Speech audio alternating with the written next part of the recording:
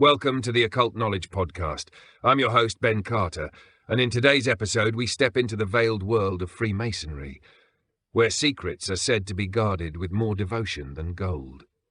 At the heart of this hidden hierarchy lies the 33rd degree, a level spoken of in whispers, where ancient rituals and forbidden knowledge converge. What truths were locked behind those closed doors, and why were we never meant to know them?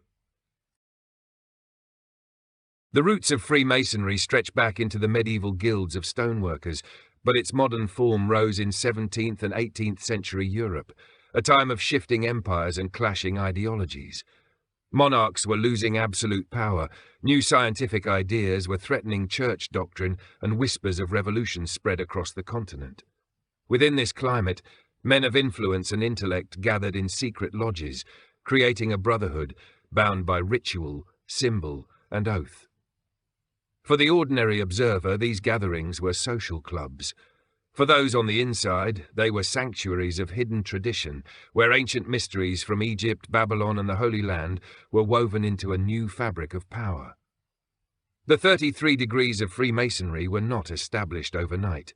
They emerged within the Scottish Rite, which claimed to preserve forgotten wisdom carried through the Crusades and hidden by the Knights Templar. The lower degrees introduced moral allegories designed to teach lessons of integrity and loyalty. Yet the higher one climbed, the more layered the rituals became, steeped in esoteric symbolism that hinted at knowledge not meant for the common man.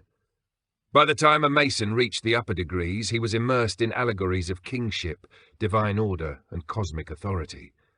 The 33rd degree was spoken of as the pinnacle, a final veil where ultimate secrets lay waiting. The political context of the 18th and 19th centuries gave these lodges immense weight. Revolutionaries in France, intellectuals in Britain, and new leaders in America all moved within circles influenced by Masonic thought. Symbols of the craft found their way into architecture, city planning, even the dollar bill. To outsiders, this influence seemed like coincidence. To believers, it was proof that the ancient patterns of sacred geometry and occult numerology were being intentionally etched into the foundations of modern nations. The higher degrees, especially the elusive 33rd, became linked to whispers of hidden architects who shaped history from behind the curtain.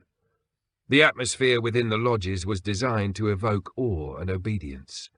Torchlit chambers, solemn oaths, and rituals modelled after death and rebirth impressed upon initiates that they were part of something beyond ordinary comprehension. In a world where church and crown controlled the minds of the masses, the lodges offered an alternative chain of command, one rooted in secrecy and brotherhood rather than open governance. This secrecy itself became dangerous, for both religious authorities and governments saw in it a rival system of loyalty. The higher degrees, whispered to grant access to forbidden wisdom, carried the scent of treason, heresy, and subversion. This was the crucible from which the 33rd degree emerged, a time and place where knowledge was power and power was survival. To ascend to the summit was not just an honor, it was an initiation into a hidden current of influence that flowed beneath the surface of history, untouchable by the common eye, yet shaping the destiny of nations. Whispers of the 33rd degree grew louder as scattered accounts began to emerge from those who claimed to glimpse its inner workings. In the early 19th century, documents tied to the Scottish Rite surfaced in France, suggesting that beyond the familiar ceremonies of initiation lay a hidden layer reserved for the most trusted and powerful. These texts spoke not of simple moral lessons, but of cosmic allegories, rites of resurrection, and oaths to preserve truths said to predate Christianity itself. For governments already uneasy with the growing influence of secret societies, this was alarming. If leaders were swearing loyalty to something higher than nation or church, who truly held authority? The church moved quickly to condemn the order. Papal decrees in the 19th century denounced Freemasonry as heretical, accusing it of devil worship and conspiracy. Libraries that once preserved documents on ritual and symbolism were raided, books confiscated, and Masons excommunicated from Catholic communities. Yet persecution did not erase the allure. Instead, it deepened the sense of forbidden knowledge. The harder authorities tried to bury these rites, the more they grew in mystique.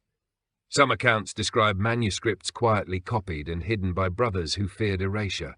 Others tell of entire lodges disappearing under pressure, their members scattered, but their traditions carried in silence. Suppression was not limited to the church. Political powers also saw threat in the lodges. In parts of Europe, Freemasons were accused of fanning the flames of revolution, fueling uprisings with their networks of influence. In the United States, the mysterious disappearance of William Morgan in 1826, after he threatened to publish a book exposing Masonic secrets, sparked the first wave of anti-Masonic movements. Entire political parties were formed to challenge the order, demanding transparency and accusing it of controlling courts, banks, and legislatures. The ferocity of the response suggests how dangerous these secrets were believed to be. The most carefully guarded knowledge of the 33rd degree remained out of reach, but fragments escaped suppression. Symbols etched into architecture, encoded in literature, or whispered in oral traditions pointed toward a current of hidden teachings that refused to be extinguished. The very attempt to bury them became part of their mythology. Each book burned, each man silenced, reinforced the suspicion that the 33rd degree contained truth too disruptive for ordinary society. Governments and churches insisted they were protecting the faithful. Yet in the shadows, a different story lingered, one of hidden archives, stolen manuscripts, and a brotherhood that survived precisely because it was forbidden. Evidence of what might lie within the 33rd degree has never been offered openly, but fragments have surfaced like broken shards of a larger design. One of the most cited sources is the ritual book known as Morals and Dogma, written by Albert Pike in the late 19th century. Pike, a towering figure in the Scottish rite of Freemasonry in America, described layers of symbolism that drew from Kabbalah, Gnosticism, and the mysteries of ancient Babylon. He wrote of hidden currents of light and shadow, of an eternal struggle between spiritual awakening and forces of ignorance. To Pike's critics, this was proof that Masonry flirted with heresy. To his admirers, it was a rare glimpse into truths concealed within allegory. Other pieces of evidence come from architecture and city planning. The streets of Washington, D.C., arranged with precision into geometric patterns, appear to mirror Masonic symbols such as the square, the compass, and the pentagram. The Great Seal of the United States, bearing the all-seeing eye above an unfinished pyramid, is often cited as a deliberate nod to Masonic influence.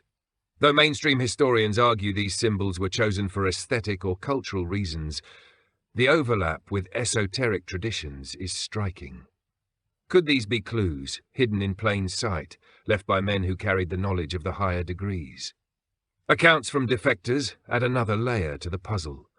In rare confessions and testimonies, some describe elaborate initiation chambers adorned with skulls, black drapes, and symbols of rebirth. Others claim the ceremonies of the highest degrees mimic death itself, requiring the initiate to symbolically perish and rise anew, transformed into a vessel of higher knowledge. Such rituals echo ancient initiations of Egypt and the Eleusinian mysteries of Greece, where candidates were guided through darkness before receiving a revelation of the divine. These parallels suggest that the 33rd degree may preserve fragments of a tradition stretching back to the dawn of civilization. The written record is equally enigmatic. Letters between early Masonic leaders reference sublime secrets that could not be entrusted to parchment. Instructions to destroy certain documents after use hint that the most important teachings were never meant to be recorded at all, only passed by word of mouth within the inner circle. The silence of the archive may itself be the strongest evidence that there was something too powerful, too dangerous, to leave vulnerable to discovery. Whether we look at Pike's writings, the symbolism etched into capitals, or the rare testimony of insiders, the fragments all point to a hidden truth buried just beneath the surface, waiting to be pieced together into a picture we were never meant to see. Across civilizations, separated by oceans and centuries, we find echoes of the same symbols that appear in Masonic ritual, particularly in the mysteries surrounding the 33rd degree. The square and compass, central to Freemasonry, recall not only the tools of medieval builders, but also the sacred implements of ancient architects. In Egypt, temple priests used measuring cords and angled rods to align monuments with celestial bodies. In China, the Luo Pan compass of feng shui masters sought harmony between earth and heaven. In each case, geometry became a bridge between human design and cosmic order, suggesting that Masonic tools are far more than emblems of trade. They are fragments of an ancient science of balance and creation. The number 33 itself appears repeatedly in religious and esoteric traditions. In Christianity, 33 is the age of Christ at his crucifixion and resurrection, symbolizing transformation and eternal life. In Hinduism, ancient texts speak of 33 deities who embody cosmic principles. In numerology, 33 is regarded as a master number, representing spiritual service, enlightenment, and hidden wisdom. To find this number enshrined as the highest degree in Masonry raises the question, are we witnessing coincidence or the deliberate preservation of an archetype that transcends culture? Architectural alignments across continents add another layer of mystery. The pyramids of Giza in Egypt, the great ziggurats of Mesopotamia, and the Mayan temples of Central America all reflect advanced knowledge of astronomy and mathematics. Despite no known contact, their structures echo similar principles of orientation and proportion. Within Masonic lore, these sites are often referenced as reservoirs of hidden wisdom, built by initiates who understood the secret geometry of the universe. Could the rituals of the higher degrees be a symbolic reenactment of teachings once practiced by ancient priesthoods? Even myths and legends show uncanny parallels. The story of a dying and resurrected god appears in Egypt with Osiris, in Greece with Dionysus, and in Christianity with Christ. Within Masonic ritual, the allegory of Hiram Abiff, the slain architect who rises through memory and ritual, mirrors this archetype. When placed alongside the initiation stories of mystery schools from Greece and India, it suggests that Masonry carries echoes of an eternal myth. The 33rd degree, then, may represent not just a title of honor, but a living link to a universal pattern of death, transformation, and rebirth. Such cross-civilizational echoes challenge the belief that Freemasonry is merely a fraternal organization born in medieval Europe. Instead, they hint at a hidden current of wisdom, preserved in fragments, carried through symbols, and resurfacing in the rituals of the craft. The consistency of these patterns across cultures implies that the 33rd degree may be more than ceremony.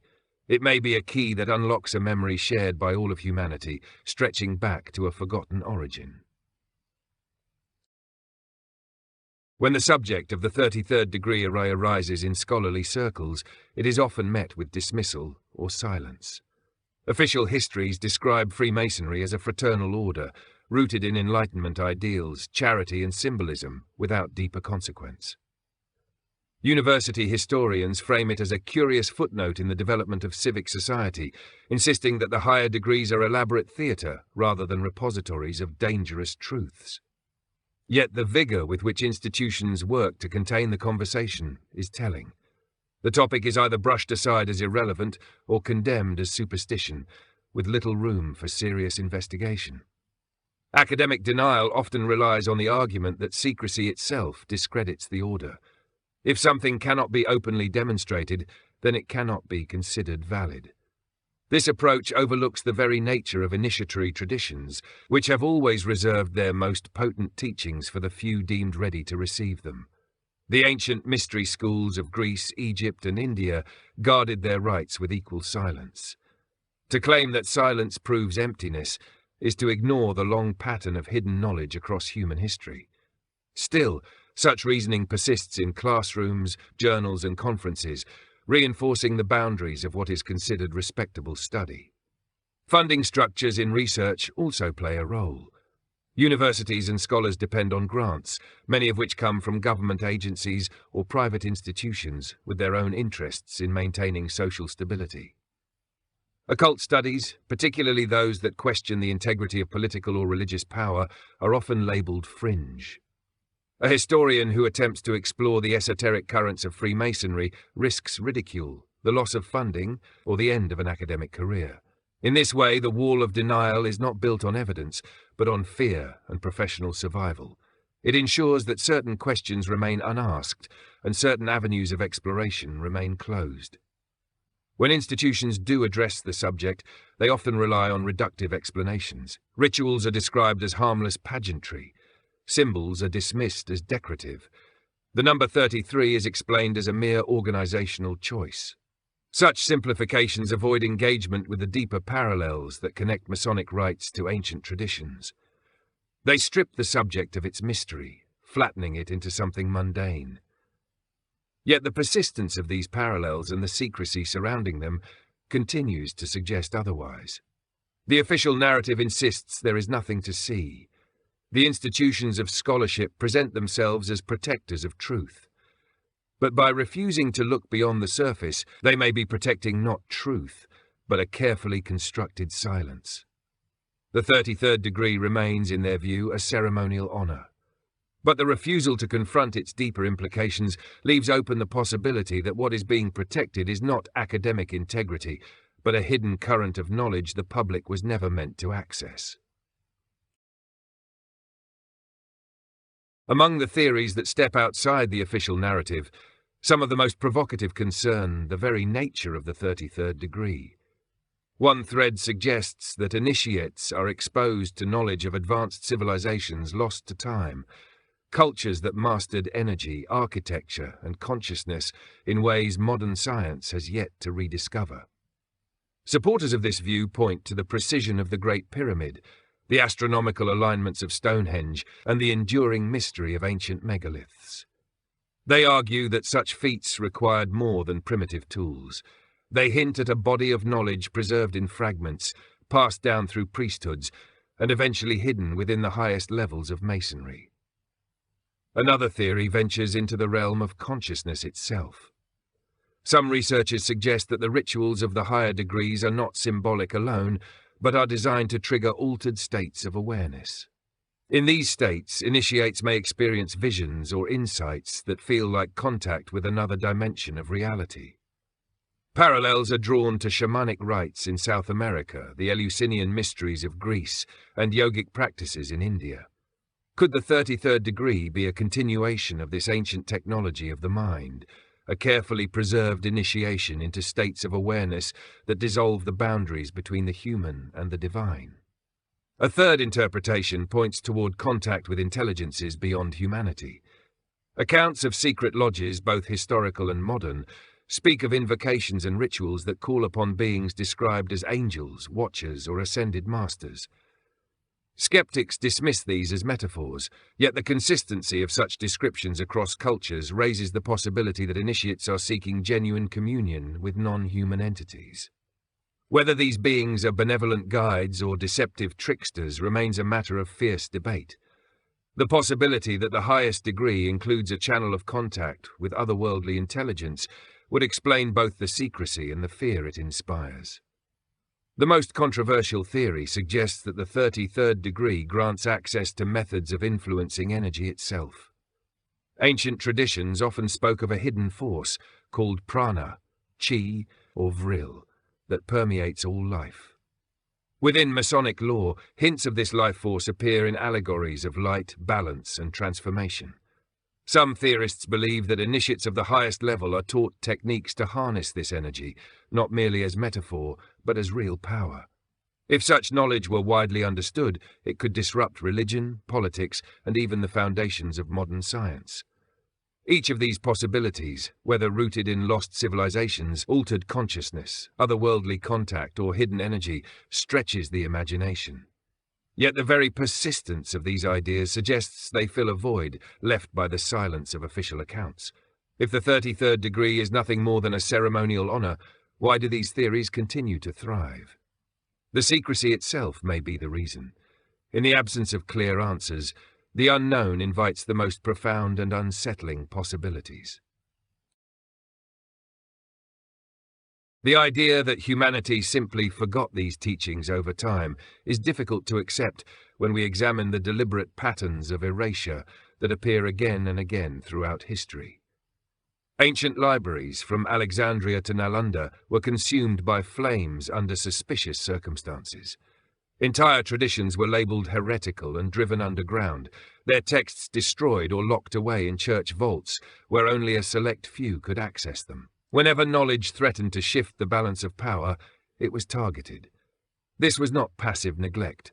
It was active suppression, and the story of Freemasonry's higher degrees fits this pattern seamlessly. The Vatican archives are a striking example. Buried beneath Rome lies a collection so vast that scholars estimate it would take centuries to read in full. Access is tightly controlled. Even respected historians are granted only small windows into its contents, chosen by those who oversee it.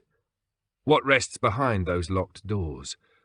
Some believe the records include lost gospels, accounts of early initiatory rituals, and even documents that confirm the influence of secret orders like the Masons.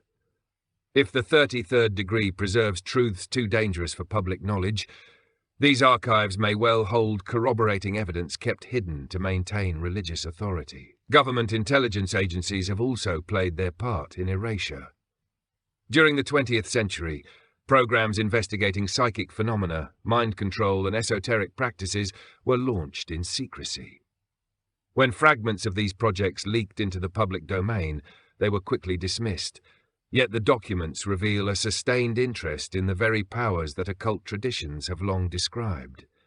It raises the question, did agencies infiltrate or monitor Masonic lodges, particularly those of the higher degrees, not out of curiosity, but because they believed real techniques of influence were being guarded there? If so, any findings that confirmed such suspicions would have been classified, buried in the archives of state security. Even within Masonry itself, there are signs of intentional withholding. Not every Mason, even those of high rank, is permitted to glimpse the inner teachings. The structure of degrees ensures that only the most trusted are ushered into the deepest layers. Instructions to destroy certain documents after rituals, or to pass teachings only orally, suggest that secrecy is not simply tradition, but strategy. What is not written cannot be confiscated, censored, or twisted by enemies. In this way, the Brotherhood ensured survival by making its most potent truths invisible to all but a chosen few. When viewed together, these patterns of erasure point toward design rather than accident. Knowledge that could awaken individuals, empower societies, or challenge established hierarchies has repeatedly been targeted for destruction. The 33rd degree exists in the shadow of this long history. Its secrecy may be less about ritual theatre and more about survival in a world where those who control the narrative cannot allow certain truths to see the light of day. If even a portion of what is said about the 33rd degree is true, the implications are staggering. At its heart is the idea that knowledge is not neutral. Knowledge shapes the way human beings understand their place in the universe and therefore determines how power is structured. If a select few possess insights into the nature of reality, consciousness, or hidden energy, then they possess leverage over everyone who does not.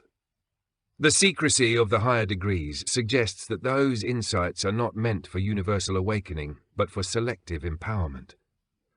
Control of knowledge becomes indistinguishable from control of destiny. One implication touches on personal sovereignty. If rituals of the 33rd degree truly initiate an individual into deeper awareness, then every human being has the potential for such transformation. But when that possibility is locked behind oaths, symbols, and hierarchies, humanity at large is denied its inheritance. Instead of widespread spiritual awakening, truth is parceled out to a handful of initiates. The result is a world where enlightenment is rationed, and where the majority remain bound by the limitations of accepted narratives. Another implication concerns the nature of authority itself. Governments and religions claim legitimacy by presenting themselves as custodians of order, morality, and truth.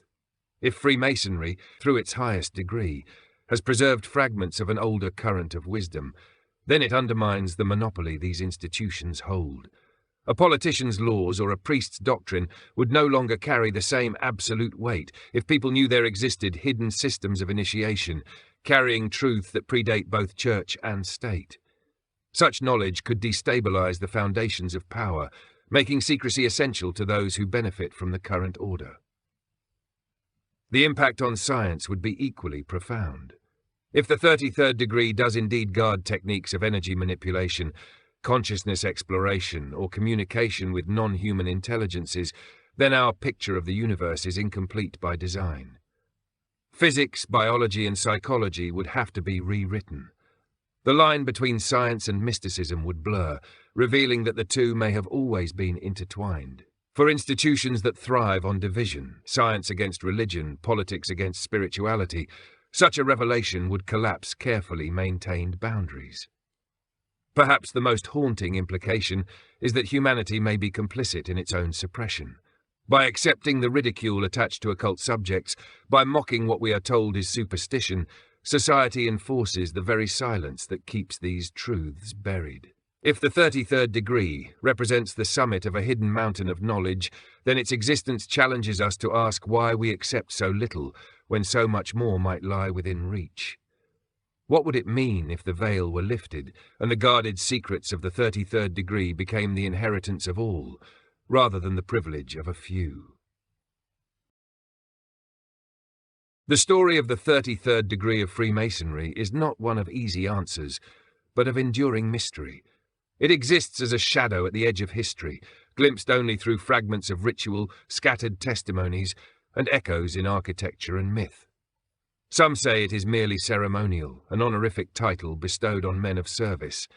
Others insist it is a gate to hidden knowledge, guarded for centuries to keep its power from falling into unworthy hands. Whether one sees it as symbol or as secret science, its very secrecy ensures its hold over the imagination. Silence creates an aura stronger than revelation, and it is in that silence that the 33rd degree continues to haunt the corridors of power. The persistence of its symbols suggests a deeper truth. The square and compass carved into cornerstone stones, the unfinished pyramid with the radiant eye, the number 33 recurring in sacred texts and cosmic cycles, all hint at a continuity that stretches beyond any single lodge or era. These fragments connect us to a lineage of seekers who believed that reality was layered, and that those layers could be unveiled through initiation.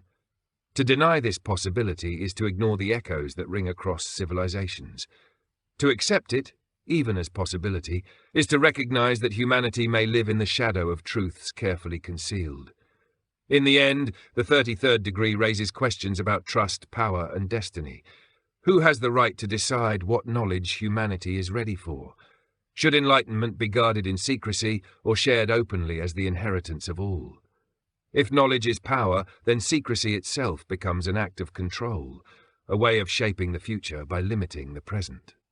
The legacy of the 33rd degree forces us to confront the uncomfortable idea that history is not simply recorded, but engineered, and that behind the official story lies a deeper current written in symbols rather than words.